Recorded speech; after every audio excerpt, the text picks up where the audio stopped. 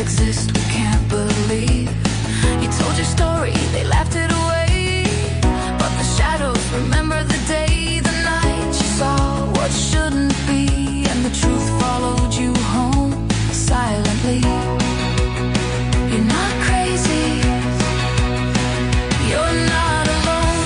Welcome to Cryptid Awakenings, where the truth comes crawling out of the dark.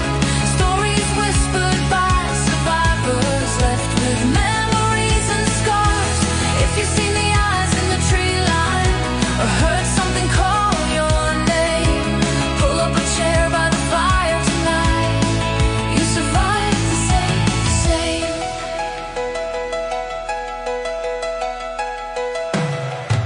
Dogman howls through the hollow hills. Something moves where the forest chills. Sasquatch steps where the moonlight dies, and something ancient still survives.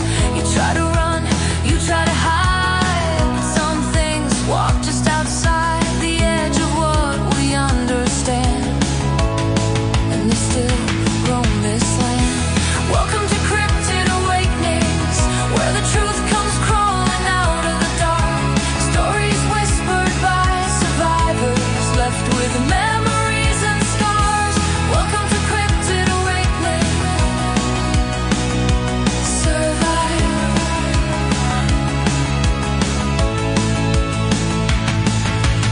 You saw something, didn't you? Good evening, everybody. Hope everybody is doing well. Sorry for the late start. Well, as soon as we fix the one issue, then I have an issue. I've been having issues all day. It's been some weird stuff with me being on live stream today. So, it's just been weird. But hey, Jen, how are you? I'm good. Are you okay today? Oh no. I'm tired. I'm working on this new I'm going to want to see Sunday. They already saw it, so now it's it out there, and I'm hoping to get it done by middle of next week. But we have a few people in the chat.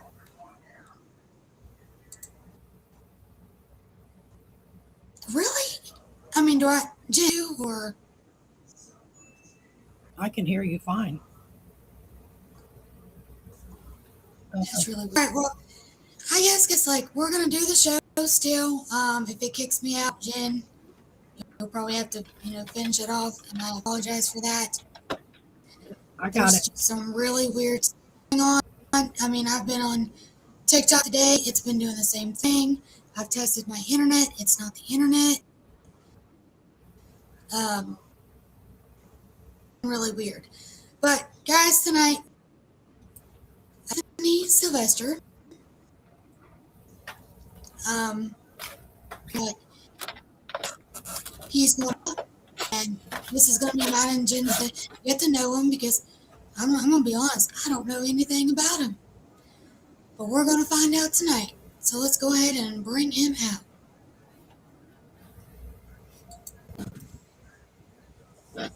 Hi, What's Anthony. crack-a-lackin'?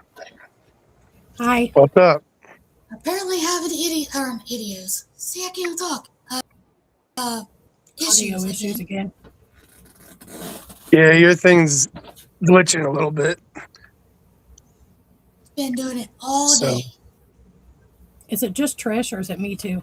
no, it's just her. Okay. It's just her.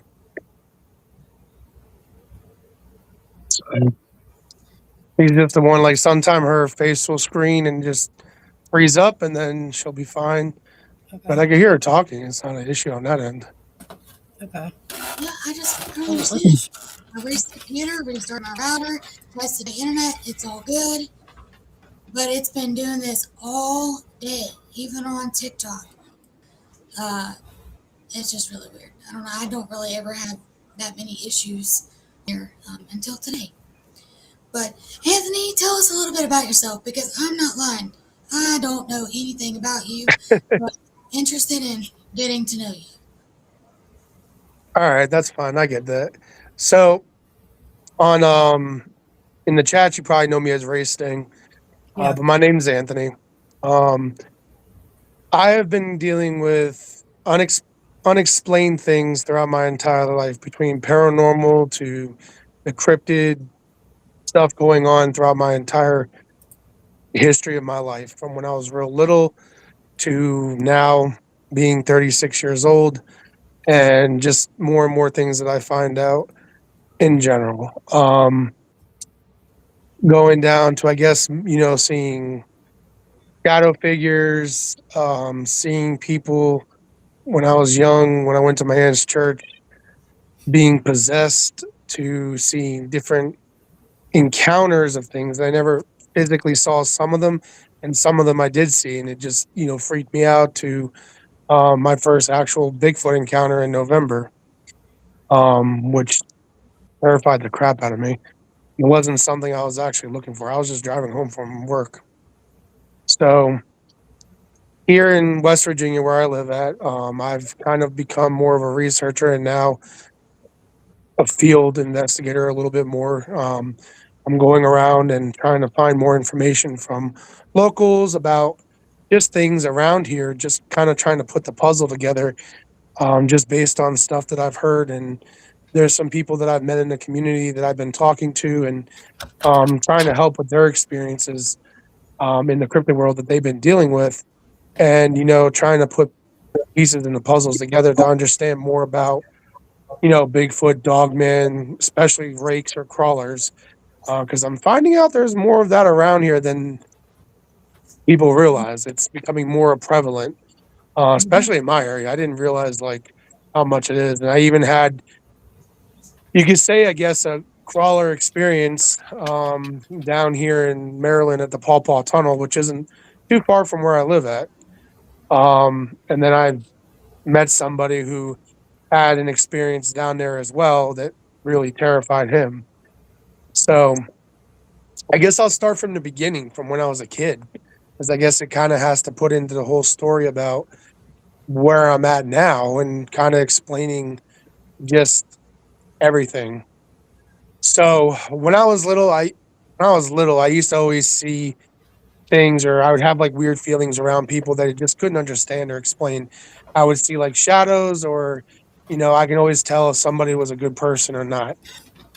Um, and I guess I had my first real spiritual encounter, you could say, when I was about 3 years old. I saw a dark figure just standing in my room, looking directly at me, and I screamed bloody murder for my dad and my mom to come in. That was the very first time I've ever seen something like that.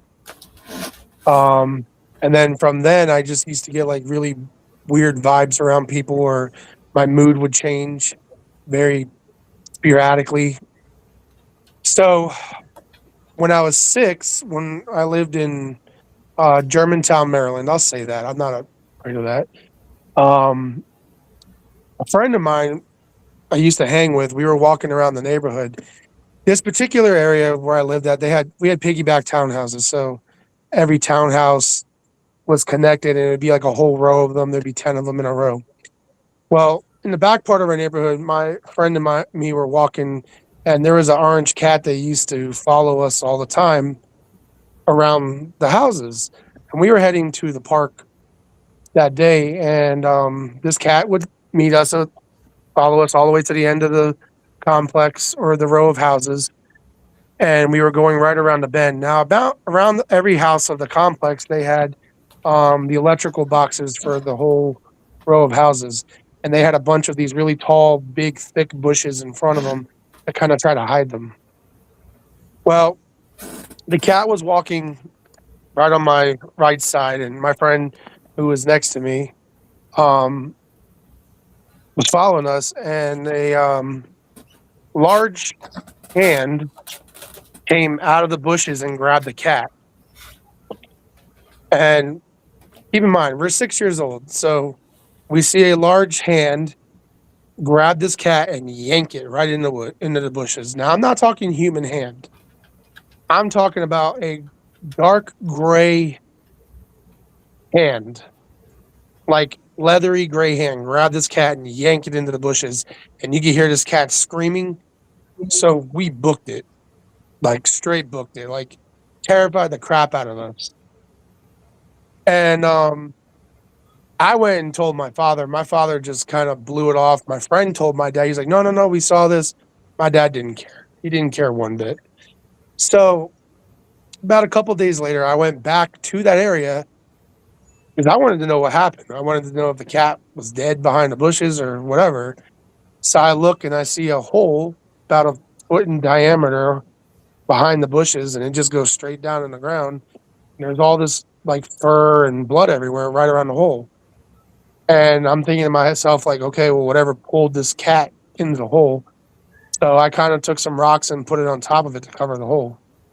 That was probably the most scariest thing as a child that I saw um, around that time until about maybe 4 or 5 years later during the summer. So I'd say probably about 90, 2000-ish. I was about 10 years old. Um, People's cats and dogs started going missing in the neighborhoods surrounding us. Now, in that area, there is a national park that is around there. You can look it up. It's called Black Hills Regional Park. I didn't live very far from it. We lived on one part of where the park is at. So you could take bike paths to go to the park and to where the lake is and stuff. And then there's another lake right next to it where I used to go right down the path to go fishing. And we started finding dead animals, like dead geese, dead dogs, dead cats, a couple deer, dead raccoons. Like we found a bunch of dead animals that summer, and a lot of the times they were just missing their heads. We found a dog hanging in a tree, a Rottweiler, that was just hanging in the tree, all ripped apart. A lot of times you'd find some of the smaller animals, their guts would be missing. Um, and we, as a kid, and my friends were like wondering what's going on around here, and nobody really kind of had an idea. It was just that one summer, all these dead animals kept showing up around the lake, and animals gone missing. So fast forward about, I'd say 2006. My best friend and me went fishing at the lake at nighttime. Now, this lake, on both sides of the lake, there are trees and then there's houses behind them. The side we were at, we were fishing at an area where there's a lot of duck feeding. People feed the ducks. It's like a duck area. It has rocks and benches there. So we always went fishing right there because there's a post light there, and then behind us is a field that goes up a hill into a neighborhood. So we wanted to go fishing. We wanted to go fishing at nighttime. We were like, okay, cool. It's middle of the summer. We'll go fishing at nighttime. So it's about 9:30 at night, and it's dark, and you hear splash from all the way on the other side of the lake. Now, the distance from where we were to the other side of the lake is about a football field wide. And I didn't really think anything. I just heard the splash, thinking it was a fish that jumped. But then you hear splash again. And then we started realizing something was throwing rocks across the lake. Now, when I say throwing rocks, the reason why is because after the fourth one landed like literally right in front of me, the size of like a football size rock. And I looked at him and he looked at me and he's like, dude, what could throw a rock? You're talking about a 10-pound rock. I don't know a human that could throw a rock that heavy a football field across. So then you hear a big splash in the water, like something jumped in. And we were like, oh, hell no. So we immediately just left all our stuff and we bolted. We bolted up the hill to go through the neighborhoods because we didn't want to go the path we came, which is all woods, because we couldn't see anything. So we darted straight up to the neighborhood, and we didn't say anything for a long time. We just couldn't figure out what it was. The next day I went back and all our fishing stuff was still there. So I was like, okay, went and got our fishing stuff. Well, fast forward about maybe 3 years, a couple friends of mine were telling me, because we used to always go in the woods all the time, and we used to go to Black Hills into the woods, deep into the woods. And a friend was telling me, he goes, hey, we found these dirt mounds. I said, what do you mean? He goes, there's like 24 of these big giant dirt mounds on top of a mountain, kind of, and there's a lot of animal bones everywhere. I said, okay, can you show me where they were? So he goes, yeah. So I didn't realize when he said mountain, like we were hyping up a mountain. I was like, I'm a chubby guy. I mean, I'm a big guy now, but I was a chubby kid back then. So I'm like, you're trying to kill me. This is a setup. Like, you're making me hike and exercise. This is not what I want to do. But we go up this mountain, and literally at the top of the mountain, there are these big, massive 6 foot by 6 foot mounds, 6 foot like in width, wide around, and they're about 6 feet tall. And each mountain had a hole going in and going out. And there was about 24 of them. And if you looked around through every part of these mounds, there's bones, new bones, fresh bones, old bones, deer bones. There was cow bones, like all kinds of different animal skeletons everywhere. Now, keep in mind, this is 2000. This is like 2008, 2009. Okay.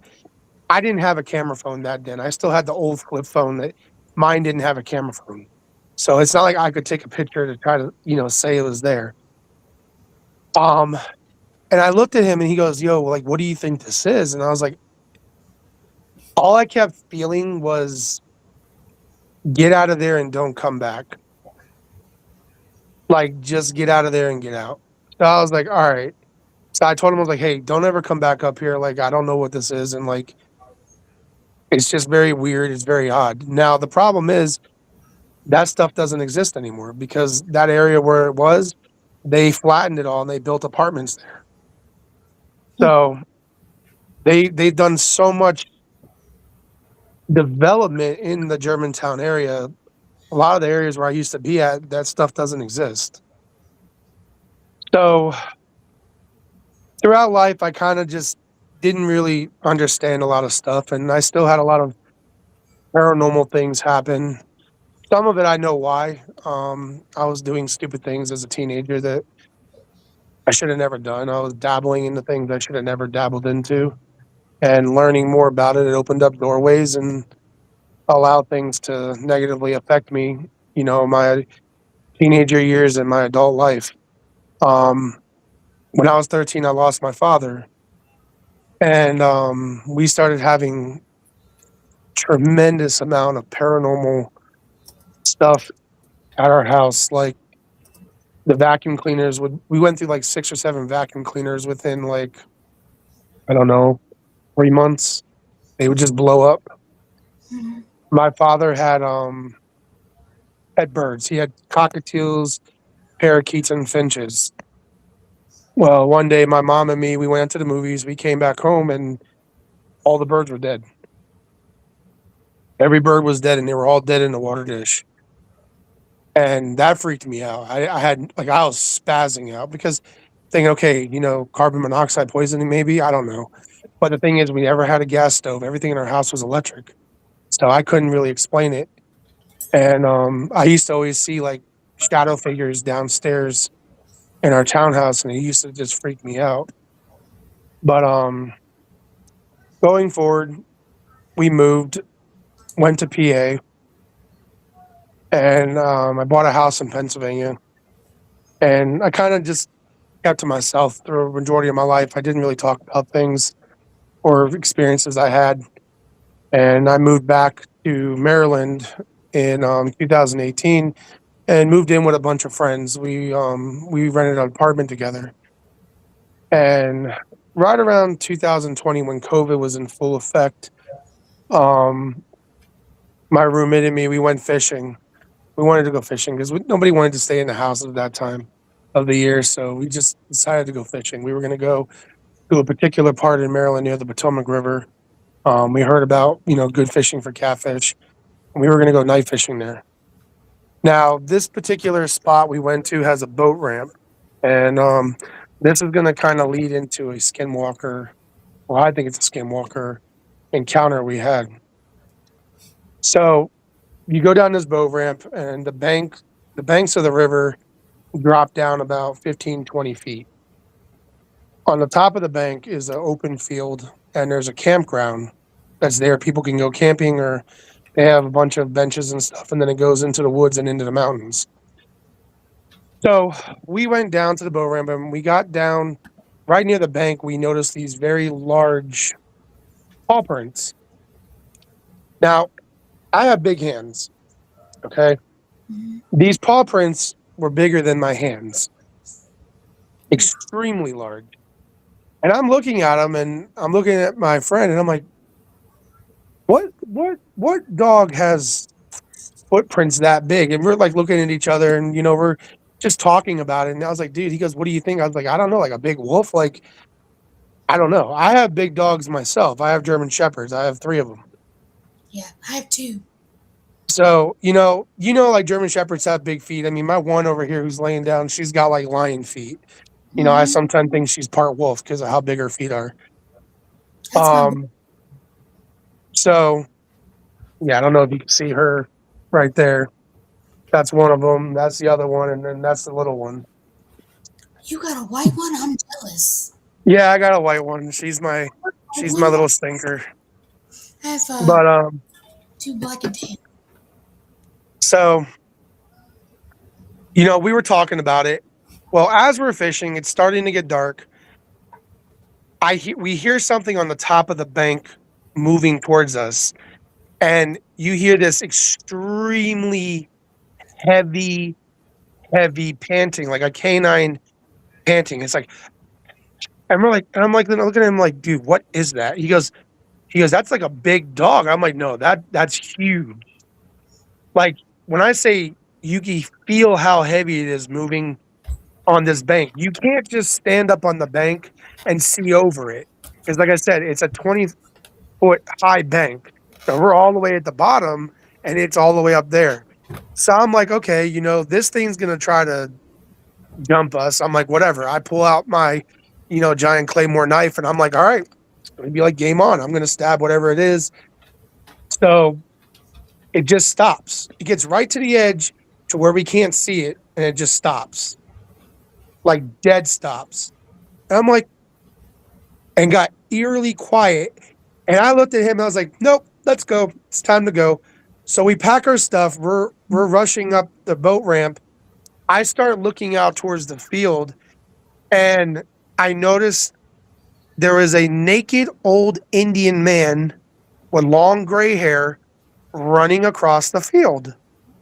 And I'm like, why is there a naked, and I yelled it out loud too. I was like, why is there a naked man running across the field? So I'm looking at my roommate. He's like, he turns around. He doesn't see nothing.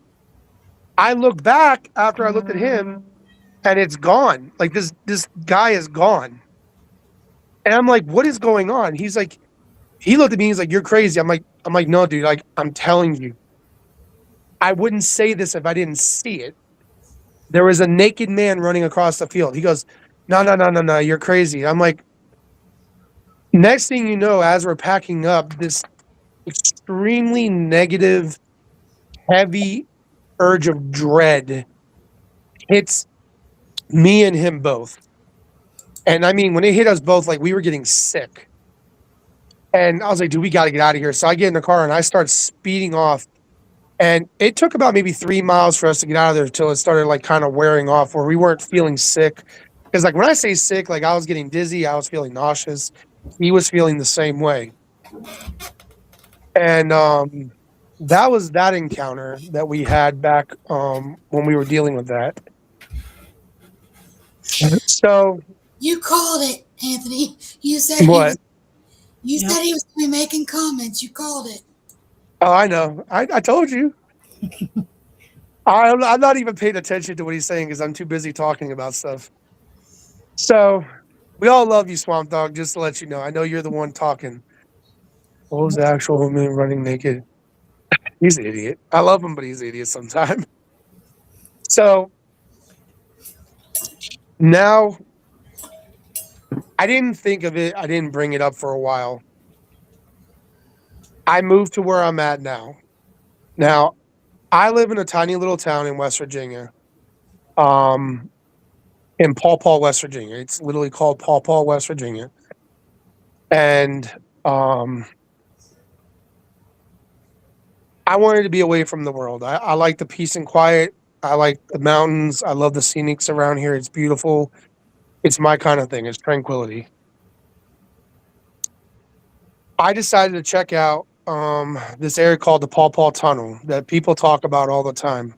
So I was like, okay, I'm going to check it out. It's on the Maryland side of where I'm at. So, I was out going for a walk early in the morning, and I was taking my my white dog with me, my white German Shepherd. And this is the first encounter, or whatever you want to call it, at Paw Paw before we have the major thing that happened with my nephews and me. So I'm walking down there. Now, stupid me, I decided to go like at 6 o'clock in the morning during like the middle of winter. And I don't like walking in the heat. I hate the heat because I'm fat. I don't like sweating like that. And it was a foggy morning. I'm walking down there with my dog, and we get right to the tunnel, and I'm just like getting like this eerie feeling. Like I was going to go through the tunnel, but I didn't go through it. So I said, okay, well, I have a distinctive whistle that I do for my dogs, especially when I want them to come over to me. So, my dog was kind of wandering off a little bit, and I whistled to her. She came running. And next thing you know, I hear something in the mountain part of where the tunnel is in the woods trying to imitate the whistle I did, but more of a gurgle sound. But it was the same echo of the whistle. Now, I'm going to do the whistle. I know my dogs are going to probably try to jump on me, but I went, he's coming right over here. Stop. So I do that whistle, but it was making more of a gurgle sound of that exact tone. And it caught my attention because it did it 3 times. And then stop looking at me. Her attention got directed to the mountain, and she starts looking up there. Her hackles on her fur started going up. She's starting to growl. And I'm like, nope, we got to go. I can't see anything because it's foggy.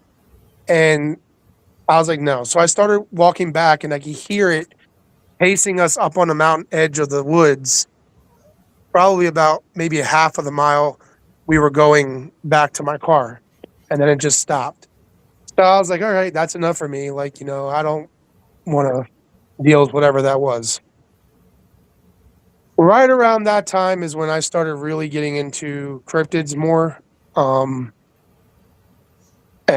I was doing tractor trailer driving at that time, so I was on the road constantly, and I met Swamp Dog and a bunch of other people in the community.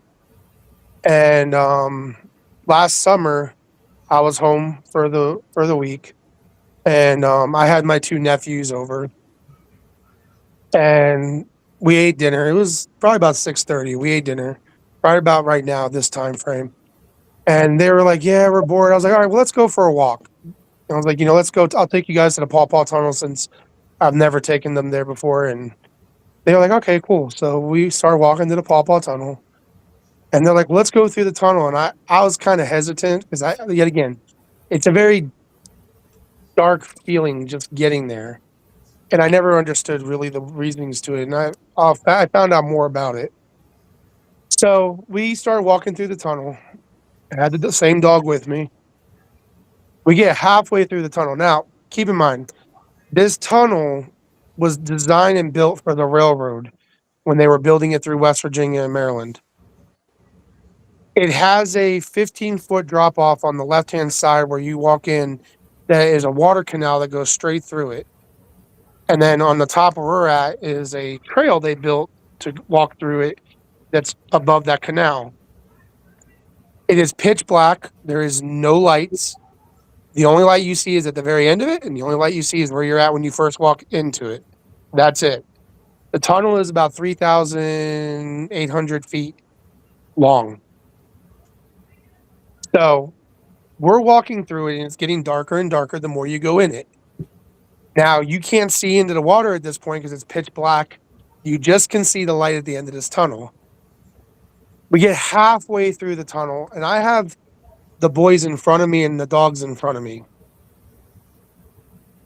I distinctively see a head at the very end of the tunnel, a head, pop its head out from the end of the tunnel, pop it back in, pop it back out, pop it back in.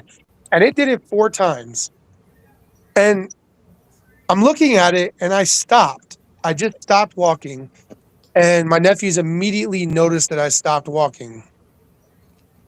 And they turned around, they're like, hey, are you okay? And I was like, no. I was like, something's not right. Well, then I noticed as I'm talking to him, my peripheral vision caught at the lower part of the end of the tunnel, another head pop out. And I was like, nope, we got to go. Let's go. Mm-hmm. So I had the boys come behind me. So they're in front of me, and we're walking out. I started praying in the tunnel because I felt this really heavy energy. It just didn't sound right. Well, as I start, you hear a splash in the tunnel, and you can see ripples moving through the water. And I'm like, this is not working for me. So I really started praying really hard. I hear my nephews go, my older nephew goes, Anthony's praying. We need to get out of here. It's serious. So they bolt and leave me. Whatever. I'm not running yet. We get out the tunnel, and my oldest nephew goes, so did you see the head? I said, wait a minute. What do you mean? He goes, did you see the head pop out? I said, let's talk about this further away. I really want to just get away from this tunnel, further away. Mm-hmm. So we walk about halfway through down the trail, and I stopped. And I said, tell me what you saw. He goes, well, I saw a head pop out and look at us like 4 times. And then it just stopped. And I said, okay. He goes, what did you see? I was like, I saw the same thing you saw. I saw the head pop out. He goes, what is it? I was like, I don't know. Now, keep in mind, you cannot really make out features of the head because of the distance of where we're at. And because it's so dark and all you see is just a light silhouette from behind where the head's flashing through. So I can't make out really anything except that it's a head popping out. So then my youngest nephew goes, I heard something jump in the water. I said, I heard that too. So they're asking me, what's going on? My oldest knows that I'm in the cryptids. He goes, you think it's a crawler? I said, I don't know. I didn't hear any other sounds. I was like, I don't really know.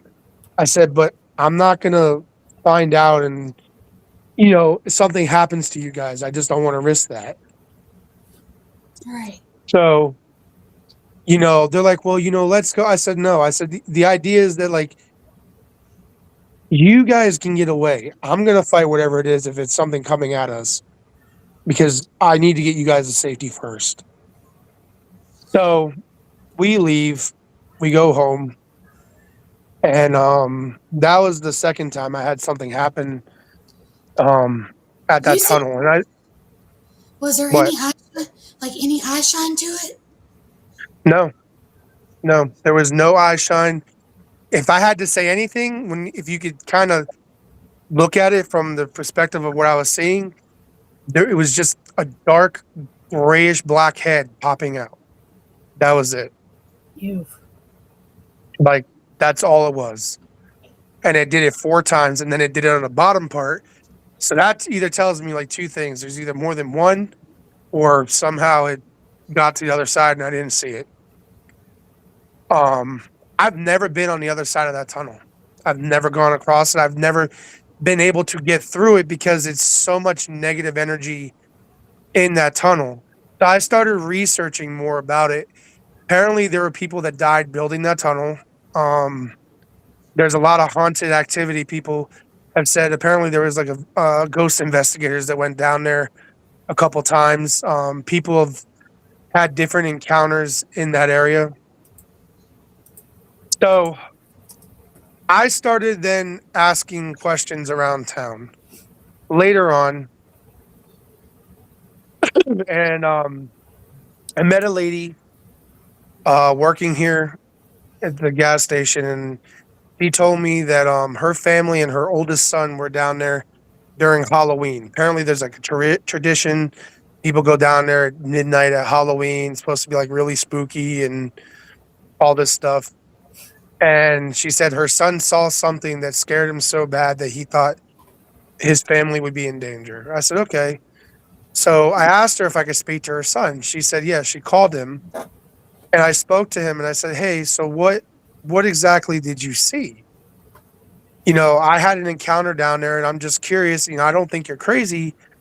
And he was real hesitant. And then he goes, look, we went down there. He's like, it was dark. We had a flashlight. He goes, my family was walking back from where we were at near the tunnel.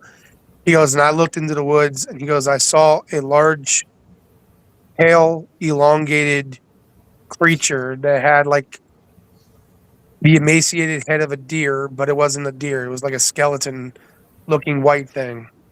You. And he goes, I don't know what it was. He goes, all I could tell you is that I saw this. And, you know, he's like, it freaked me out. It scared me enough. So I asked him, I said, well, did you hear anything? He goes, I heard a clicking sound. I said, okay. So he immediately then jumps. He goes, well, do you think it's like a Wendigo? I said, no, it's not a Wendigo. I was like, that whole idea of the Wendigo with like antlers and all that stuff is movie projected. I was like, huh? You believe it's more spiritual? At first, I thought maybe it was like a knot deer. But I don't know. I honestly don't know what's going on down there. There's so many things people have talked about.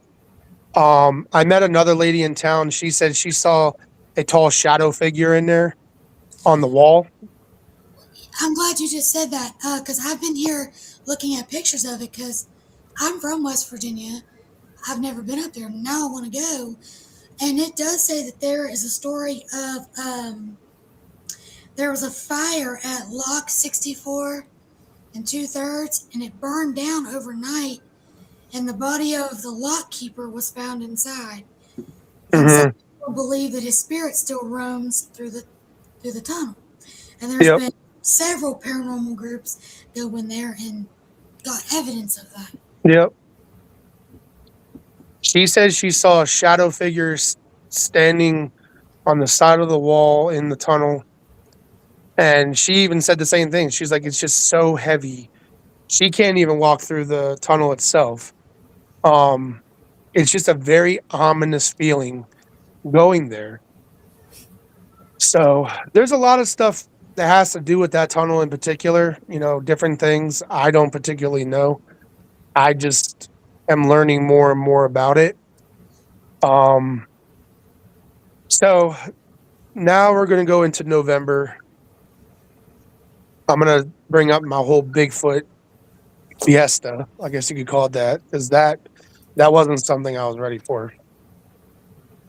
So it's about 12:30 at night. I'm driving home. I was driving for Lyft down in the Hagerstown area, and I was driving home, on Route 9. And 30 minutes of my drive is literally going straight through woods, no lights, just pitch black woods, up and down mountains, curves, and there's no cell phone signal. So I'm driving through this, and this particular part of 9 where I go up a mountain and I come down a hill, the hill kind of curves a little bit, and there's a property on the left-hand side that has a bunch of pine trees. I'm sorry, right-hand side. My dyslexia kicked in. That has a bunch of pine trees. They use it as a wind barrier for the whole field and a lake, a little pond they have on this property of a house. So I know the area really well. The vehicle I drove at the time was a Subaru Outback. The newer Subarus, the headlights will move when you make turns. They adjust so you can see better.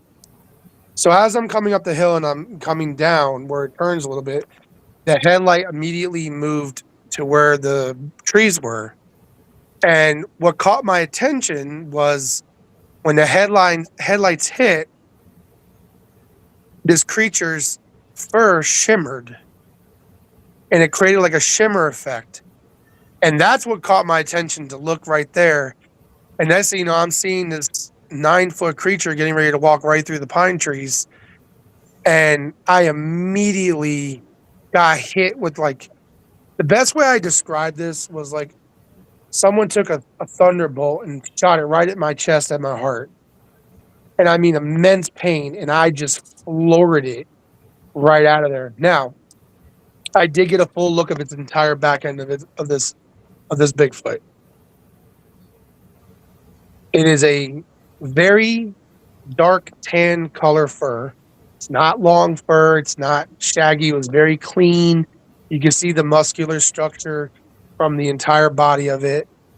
It probably from shoulder to shoulder was about 5 feet. I think that's what really got me was the height and the size of it, because I didn't expect something to be so massive. So I floored it. And as I'm driving through the mountains, freaking out, having this immense pain go through my chest, I'm texting people praying that something goes through. Swamp Dog was one of the first people I text. I ended up texting Daniel Hamilton of the Cryptid podcast. And when I got home, I immediately called Swamp Dog because I didn't know who else would be up that late at night. And I'm spazzing out. But at the same time, I went into full-blown investigation mode because now I can't understand what I just saw. It's processing through my head.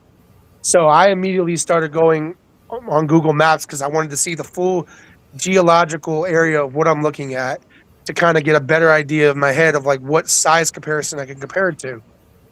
And I'm talking to Swamp Dog about the entire encounter because I'm freaking out. Like I'm feeling this pain in my chest, but I don't understand like what is causing this, and it's not going away. It took a while for me to calm down. So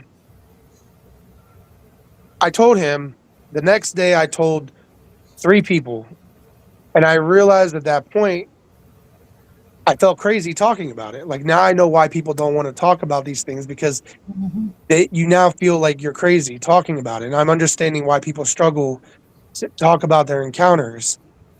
So I was like, okay.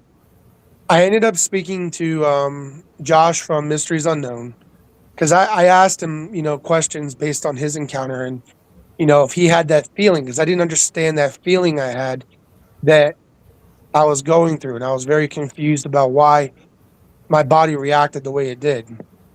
Well, to put it in perspective, I was just afraid, like straight up afraid. It was pure fear going through me. And that's a natural, thing. That fear is natural. I mean, it was new to you. Yep. So that threw me through a loop. And, dealing with that and like, yet again, it wasn't something I was looking for. I was never expecting to see one. And then it happened. And I'm like, this. So now I'm always on alert when I'm driving around places. Like you get like an awareness almost. Like you see things you normally don't see. Yeah. And I told someone an analogy. It was like, think of it as like a rattlesnake. You normally wouldn't see a rattlesnake in a leaf pile unless you actually see it.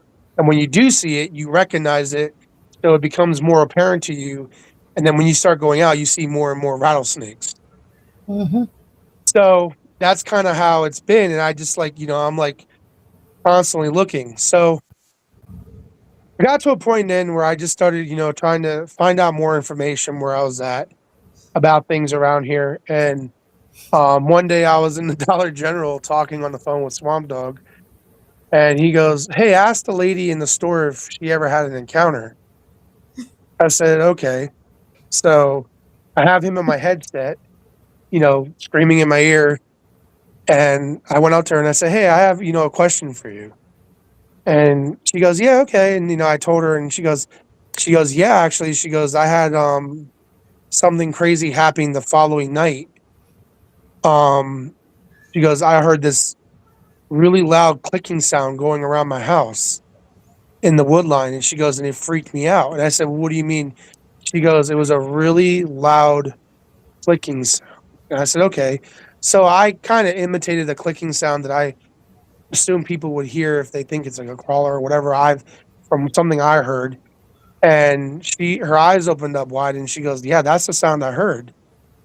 I said, "Okay." And Swamp Dog was like, "Ask her if there's like caves." And I was like, "Okay, is there any caves?" And she goes, "Yeah, there's a lot of caves in the mountain running through the river where she's at, where her property is." And I was like, "Okay." And then she said, about 6 months ago, she saw a large black like cat like creature run across the street not too far from there. Um, that actually freaked her out more than anything. And I said, "Well, what do you mean?" She goes, "It stood about 4 feet tall, running on all fours." But she said it was like a big, long black cat like creature. And I said, "Okay."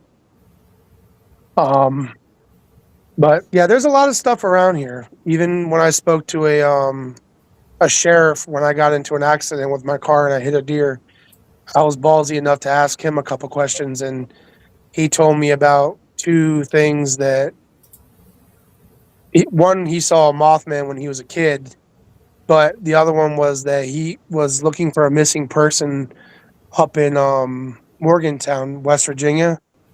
They went out into the woods back in this January. They were looking for somebody, and there was snow on the ground.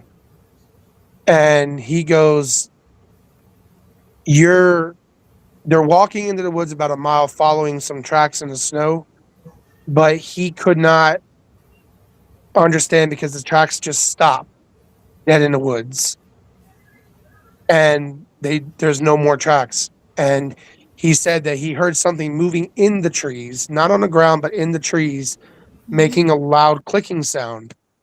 And it scared him and the other sheriff that was with him. So they ended up leaving.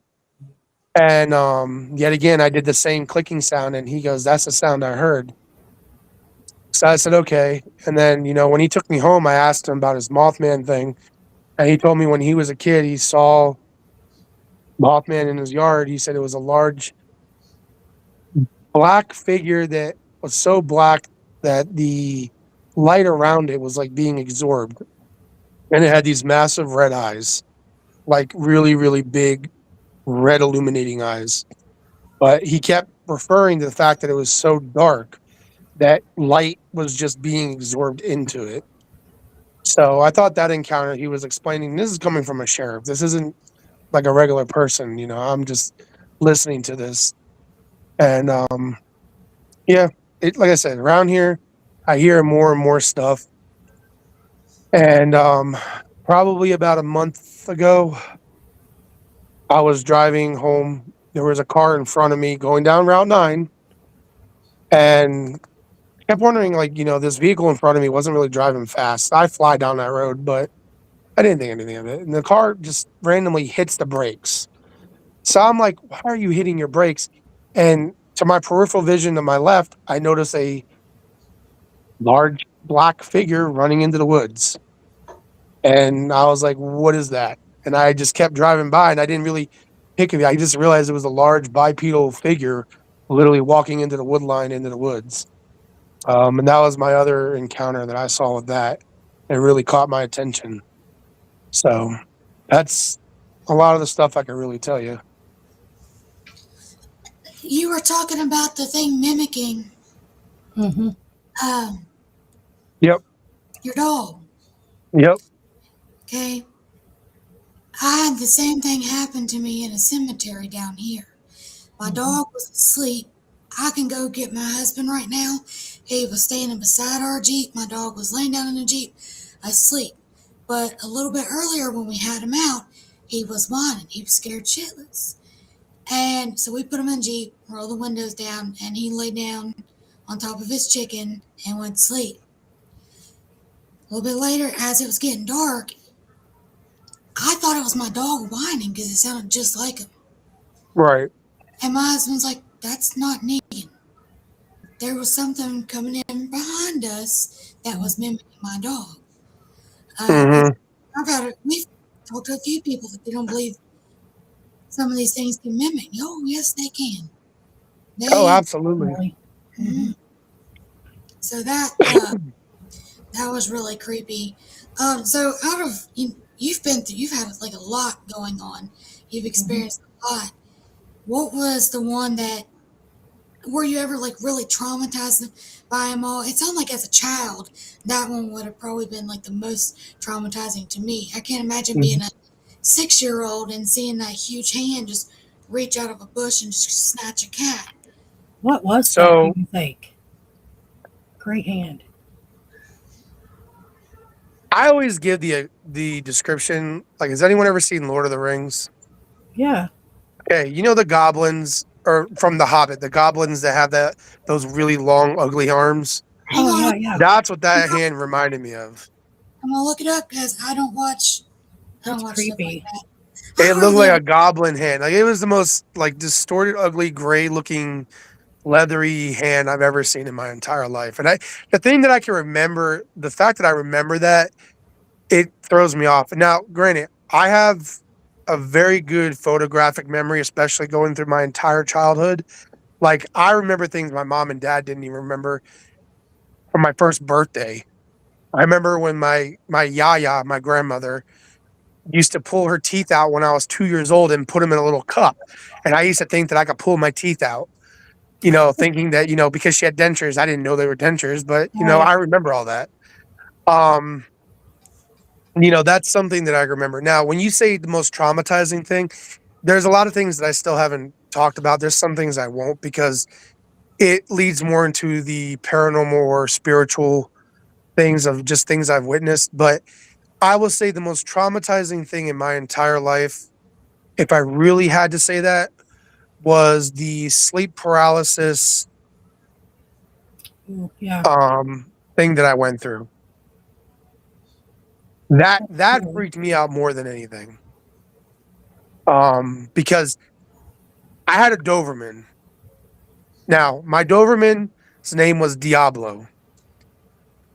Nice I name. didn't know what the name meant until like 3 days after I named the dog, and I didn't change the name. I didn't know it was devil in Spanish. I just thought it was a cool name because I watched the stupid Beverly Hill Chihuahua movie, and I saw that the dog was named Diablo. So every morning I would wake up early in the morning before I went to work to let my dog out. I would sit down in the chair in my living room, and I would take like a 15-minute cat nap, but I never was like fully asleep. I would just close my eyes and just put my head back like this. So my dog is in the living room. I get this extreme, I don't know how to put it. It like, I couldn't move my body. I couldn't wake up. I couldn't open my eyes. I couldn't talk, but I was fully coherent of everything that was going on. And I felt like somebody literally sat on me and I could not get up. I couldn't open my eyes. I was struggling to scream, could not move. I'm trying to scream. Now, I'm 20. How old was I? I was 24 years old when this happened. I could not move. I'm trying to yell for my dog, to just touch my hand to make sure I'm not like dead or something. Like the feeling I had of not being able to do that and then feeling like something was just pushing down on me, like on my entire body, I'm freaking out. Now, finally, I was able to yell. I yelled his name. He came over, but didn't really do anything. I still couldn't open my eyes. So I started screaming for my mom because she was in the house. So I'm yelling. She hears me yelling bloody murder. She comes downstairs. I cannot move and I cannot. And I'm yelling. I was like, I can't open my eyes. I can't move my body. She's like, what do you mean? I was like, I cannot move my body and I cannot open my eyes. It took about maybe 3 minutes for me to fully get out of that, whatever it was, where I finally opened my eyes and I spazzed out. And to a point where I was actually in tears because I didn't have control of myself. And finally I was able to move and get around and I was freaking out. I called a friend of mine because I didn't know who else to talk to. I spoke to his father. His father knew a medium. Now, let me put this out there. This is before I really started going to church and got saved and all that stuff. So he was telling me that he spoke to the medium. She told him that an evil entity was trying to take control of my body. I don't know. All I know is that it scared me enough in my life that I just started thinking about things differently. That I would say was probably the most terrifying thing I've ever had besides being little and thinking that cockroaches were going to take control of me over a nightmare. Wow. That's terrifying, actually. Are you like, you just said cockroaches aren't. When I was younger, well, I wasn't much younger. It was probably 2017, 18. I had a nightmare about night crawlers, the worms. Yep. And I love to fish. Okay, I love to fish. I won't touch a night crawler now because of that dream. Are you the same way about cockroaches? Not anymore. I was 7 years old and I had a dream that cockroaches were going to take control of me and manipulate my body. And when I say I was terrified at 7 years old, I wouldn't stop talking about it for about a half a year with my dad. And my dad realized like I was terrified. My aunt's house, when we used to go there, she had roaches. I wouldn't go in the house. I was freaking out. And like I'm looking around and my aunt was like, there's no roaches. And then one would crawl by and I'd freak out. It took me probably until I was about 18 years old to actually face that fear because I had an internship at the National Zoo in DC. And where they stuck me was invertebrates, and I had to deal with roaches and invertebrates. Mm. So that took me until then to really face that fear of roaches because I was petrified of them. Like I didn't like them. I don't know. People can get mad at me and they can say whatever they want, but people who live with roaches, they have a distinctive smell in their house, and sometimes you can smell it on the clothing of a person. If I even smelled that smell, I would literally jump back and be like, nope, and freak out. Like I was terrified of roaches for the longest time of my entire life. Um, but I think the thing is like I've had dreams in my life, had a lot of crazy dreams where a lot of them have come true. Um, I talked to my dead aunt who died one time in a dream. She told me to tell my father that, everything was okay. She's fine. And, I told my dad and he started crying. I've had dreams about things that have happened to other people and then they ended up happening. So I don't discredit a lot of that stuff because, yet again, a lot of weird things in my life that I couldn't explain for a long time. Now I kind of have answers to a lot of things. And part of it I learned because, going to church, being religious and, learning more about Christ and God and things like that. It kind of allowed me to understand more about the spiritual and the supernatural in that aspect.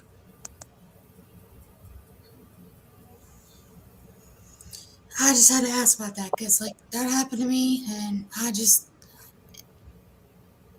I won't touch him. No, I get it.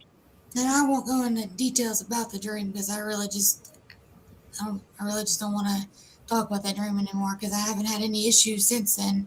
And sometimes I'll, bring something up and then I'll start dreaming about it again. And I don't want to dream that dream again. No, I get that. Yeah. But man, you went through a lot. Mm-hmm. I can't, I can't believe 6 years old and seeing that come out of the bush Yeah, and grab the cat. yeah. That's scary, That is scary. especially just for an adult. I would be freaked out if I saw that right now. I couldn't imagine being a child and seeing that. I'd have been running home screaming, crying. No, I You mean know. you saw how my son reacted to seeing something Mhm. out the bathroom. I saw him have an asthma attack because he saw something in the woods, and he's 10. I can't imagine a 6 year old. Mhm. I'll tell you guys something that I've never talked about with anybody except the people that were there the night this actually happened. I was 15 years old. I went to a bonfire with a friend of mine and his family to meet up with their family. Um, and this was in West Virginia. I was 15 years old when this happened. Their property, they owned the entire mountain where they lived at. The only reason I don't talk about this one is because this one it was bad. I ain't gonna lie. I felt like a bitch after this whole thing because I've never ran for my life the way I ran for my life for something that I saw that I didn't know what was. But they were driving us up this mountain, turning the truck around, and then they would take the truck and have it go all the way down the mountain almost like a roller coaster. Well, it got dark and the grown-ups were telling all the kids because there was about maybe like I don't know 16 of us kids there that hey, you got to go up in the mountains in the woods and catch these animals called grouse. I didn't know what a grouse was. Didn't even realize it was a bird. But they're like, yeah, you got to go up there. They're up there. You got to catch them and bring them back to us.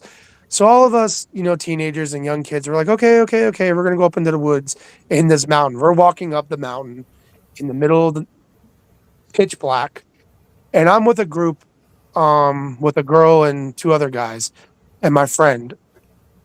And the girl who was with us, I really liked her. So we're up in the dark part of the mountain. We're high up in the mountain, looking around. We hear all these noises, but we don't see anything. I kind of like split off from them for a brief minute, and I turned around and I saw a large black creature running straight towards me. Oh, I booked it. I mhm. left. I screamed and left everybody. I ran down that mountain so fast, yelling for help.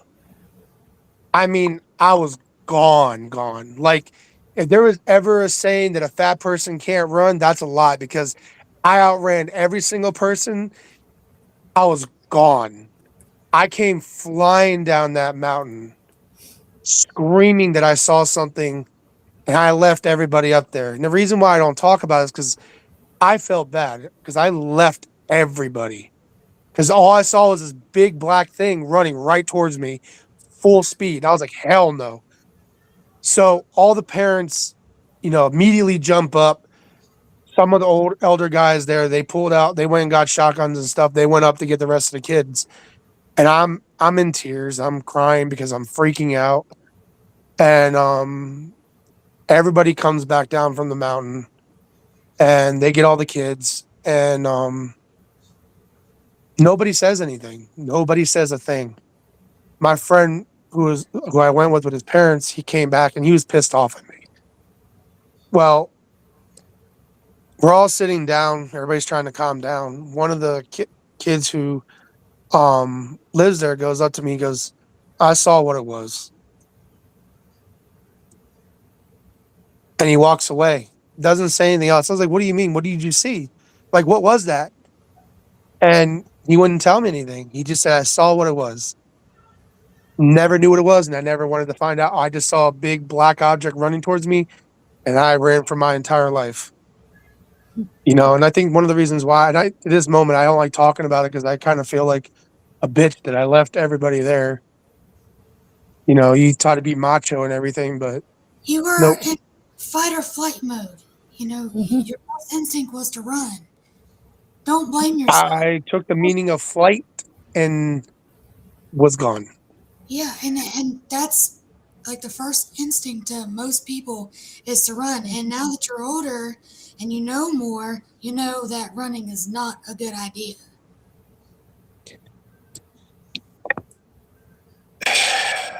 I can't describe what it was. All I can say was a very large black creature running directly at me. I thought maybe it was the grown-ups playing a joke, but the fact that they went up there with guns, they went up there to get everybody, and people were coming running back down. Nobody really wanted to talk. Like it was very weird. It was a very weird moment. Yeah. But this is the first time I've ever talked about that because I've always kind of kept it to the burner. I just didn't really talk about it because it was just for me, it's kind of embarrassing. Well, don't feel like that. Don't be embarrassed. And thank you for sharing that with us. Don't be like hard on yourself. I'm sure if it was them and they saw it running at them first, they would have ran too. Right. That's just people's first Yeah. instinct to run. Don't be hard on yourself about that. Mm-mm. No, Don't be. but like I said, people, you have to understand when you've dealt with so much in your life and you've seen so much, and like I said, I'm not even going into all the other stuff. When you've dealt and seen so much in your life, I don't question anything. I listen. I put my opinion together. I connect the dots. I'll ask questions because if I've seen stuff, I'm pretty sure everyone else has. Don't get Yeah. me wrong. I know there are people out there that, they want to BS. I'm not a BS kind of person. I don't really have that mentality too. Um, because I get too analytical about things and I want to actually, learn more. And the more I'm learning about this area where I'm at, and the more I'm talking to people and researching and trying to understand, and even people who have been dealing with continuous encounters, like just Swamp Dog alone, his whole story and what he's dealing with, it's not even a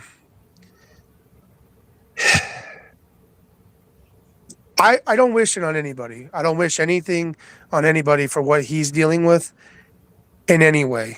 And understanding that and learning more about that, I'm just kind of blessed in some ways that I don't have to deal with some of that stuff. So, Yeah. Yeah. Well, we are a little over an hour, so I guess we'll go ahead and do our Cryptid Awakening topic of. I've been saying topic of the day, but it's going to be topic of the week. Yep. Okay, I just realized I'm an idiot and we only do one show a week, and I've been saying cryptid topic or cryptid awakening topic of the day. It's going to go to a week. We need a nap. I do, man. My shoulder is really hurting. I can't get comfortable. That's why I'm like fidgeting Me too. everywhere. I've been over here fidgeting too. I'm sorry.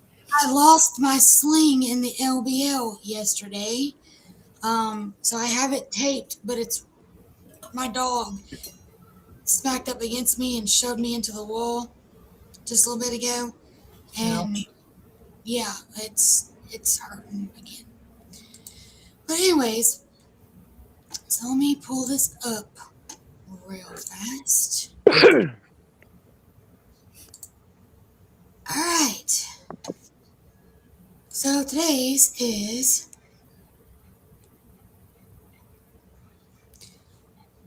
overexposure. Don't limit your exposure, I should say. After a traumatic encounter, your brain is trying to make sense of danger.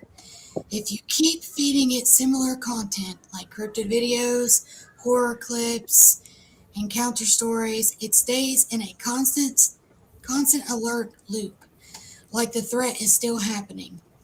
This isn't weakness, it's how the brain is wired to protect you. What overexposure actually does: reinforces fear pathways. You keep reliving the event. It blurs memory, real experience versus what you're watching. It keeps adrenaline elevated, makes sleep and focus worse. How to control it without shutting everything down. Number 1, set a hard time limit. Give yourself a window, example 20 to 30 minutes max. Once that time's up, stop. No, just don't, like what it's saying is just stop. Don't say, oh no, one more video. Just stop right then and there. Number 2, take a full break for a few days. No cryptid content, no horror, no deep dives. Let your mind cool off. This is one of the fastest ways to calm your system. Number 3, replace, don't just remove. If you cut it out completely with nothing else, your mind drifts back. Swap it with music, podcasts that are non-cryptid, non-paranormal. Work with your hands like prep gear, cleaning, and organizing. Number 4, avoid nighttime exposure. This one's big. No watching encounter content before bed. Your Dang. brain links darkness plus fear fast. That's how sleep issues start. Number 5, stop replaying your own encounter. Don't run it over and over in your head. If it comes up, acknowledge it once, then redirect your focus. Think, I've already documented it, I'll analyze it later. The goal of this is you're not ignoring what happened, you're giving your mind space to process it correctly. If you don't limit your exposure, your brain treats it like the threat is still active. If you do limit, your brain starts to say, it's over and I'm safe. That was another good one. And like last week, we talked about grounding, the 5, 4, 3, 2, 1 plan. I'll pop that back up here in case there's new people in here that didn't watch. This is a good emergency way of separating your emotions and grounding yourself if you're out in the woods and you're in an area you can't just take off your socks and shoes and dig it down in the mud. This is a good way. I use this way when I'm out in the field. Jen said she uses this way for anxiety. This is how my children cope with their anxiety. It's just a good little quick and like emergency way to ground yourself. So we talked about that last week. We've also talked about taking back your environment, taking control of your environment. We've talked about, that's the same thing, and I can't find the other ones. But we've talked about journaling, how journaling helps. When something happens, write it down. Just keep making notes about it and make sure you describe like the environment, the weather, what you saw, if there was birds chirping. Every little detail will help. And then we I feel like talked, I'm in school. yeah. Then we talked about talking about it, finding a trustworthy friend that you can reach out to and you can talk to about this. Or if you feel comfortable talking to a podcast, if you know people that does a podcast and you can trust them and they're not going to ridicule you and they're not going to call you crazy, reach out to them if that's what you want to do. As long as it's somebody that you can trust. And I can tell you here with Cryptid Awakenings, you're not going to be called a liar. You're not going to be called crazy. We're not going to say you're drunk.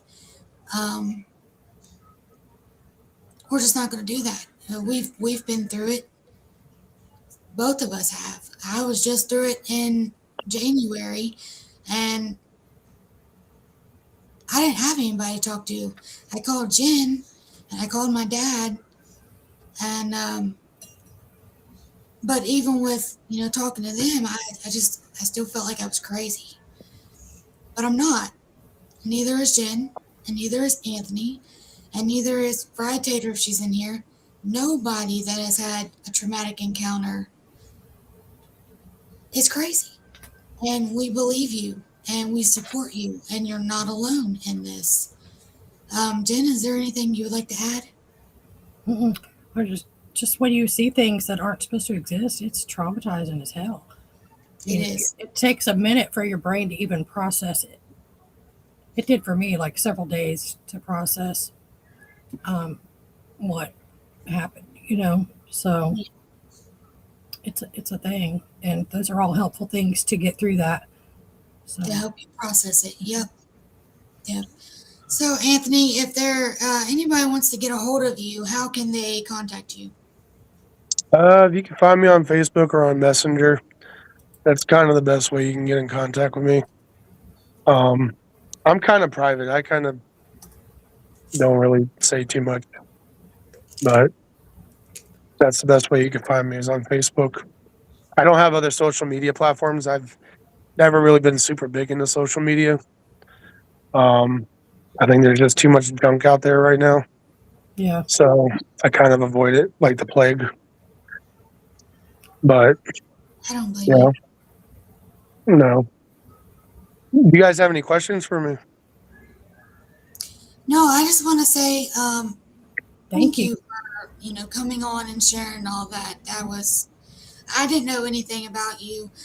Swamp told me that I needed to get a hold of you and talk to you, and Yeah.